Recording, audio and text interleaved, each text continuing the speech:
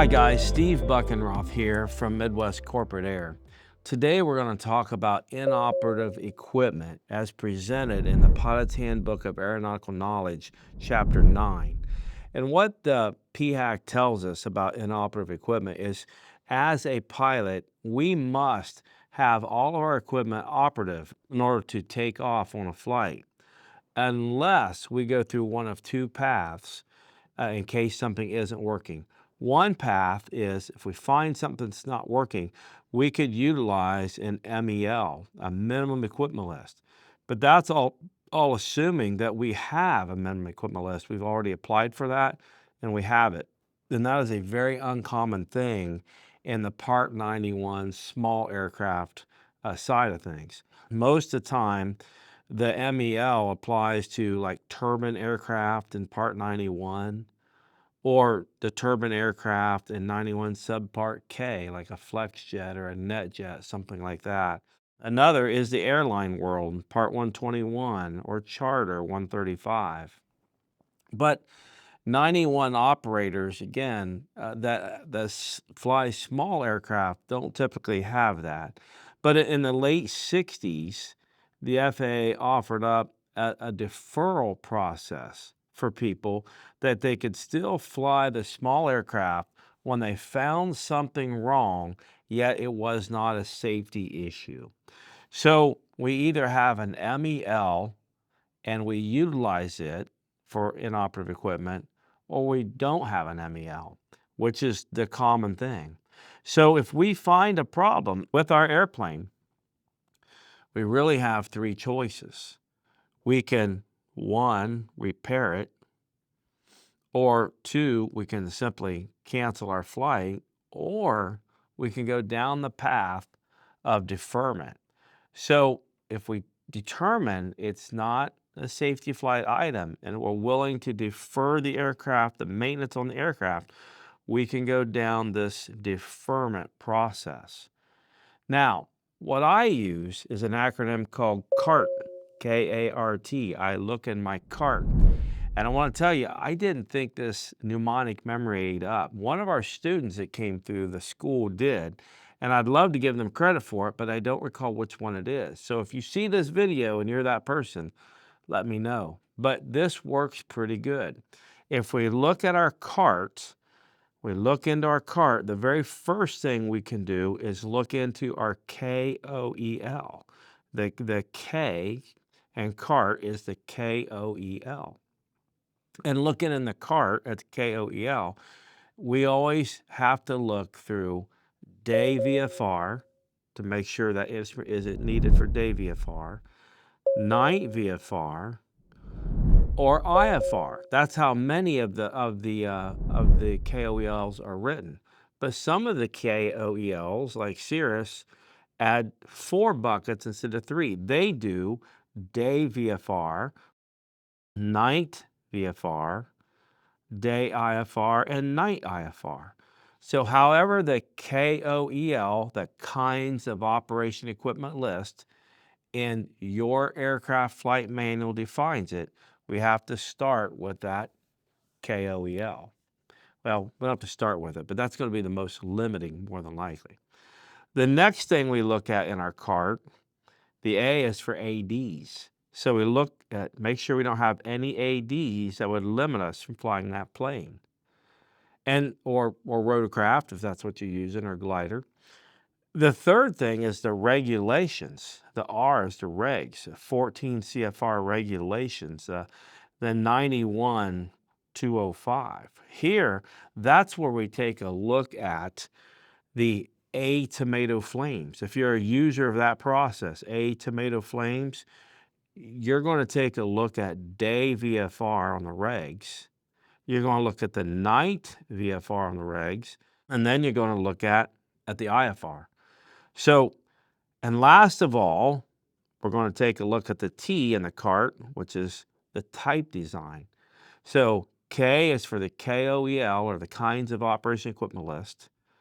The A is for ADs. The R is for the regulations, 91-205, 91-213. And then the T is for the type certificate design.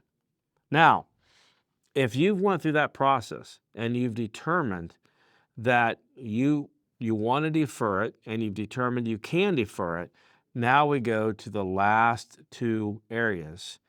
We have to either deactivate it or we have to remove it. And of course, both of those are going to require that we use a placard stating that it's inoperative. So if we choose to deactivate whatever that is, maybe it's an autopilot, and we're going to choose to deactivate it, well, that may require maintenance personnel. It could be simple or it could be complex. And we as a pilot may be able to just simply deactivate that. And of course, if we deactivate it, then what we've got to do, and I should have wrote that down here earlier, is we have to placard that.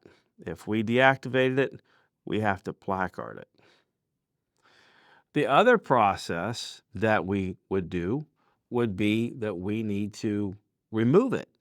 Well, if we remove it, we have to understand that will always require maintenance personnel. So we're not someone who's going to remove it as a pilot. It's going to require maintenance personnel, and it may require a weight and balance. So weight and balance may need to be done depending on how heavy that item was. And again, if that's what happens, then once again, we need to placard that item as well. So, quick review over this. We either have an MEL, minimum equipment list, or we don't.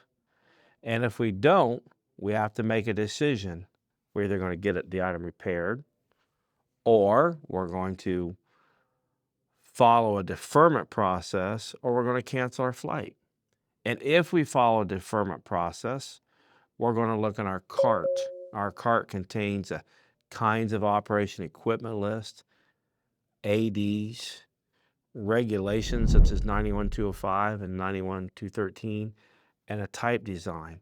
If we're good to fly that airplane after we consider all those, then we can deactivate or we can remove. And regardless if we deactivate ourselves or with help, or we remove, which is always going to be done with maintenance personnel, we have to placard.